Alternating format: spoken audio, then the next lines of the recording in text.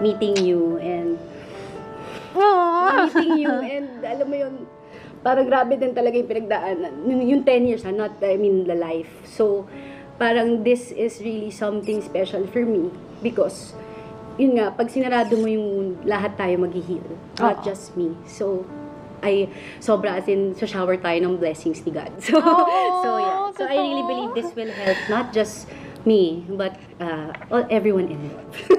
Correct. And I'm really happy na nangyari to. Kasi kung hindi rin maganda yung puso mo, siguro hindi rin naman tayo nag-usap. Or kung bad blood tayo, or siniraan ako ni Mark, baka hindi mo ako usapin. So, yeah, thankful ako because kung hindi rin naman magiging ganito, kung hindi naging maganda yung relasyon namin with Mark before sa pamilya. So, it's really something na I'm thankful for, na finally. Yeah, and alam mo Ina, before we close everything, I really appreciate you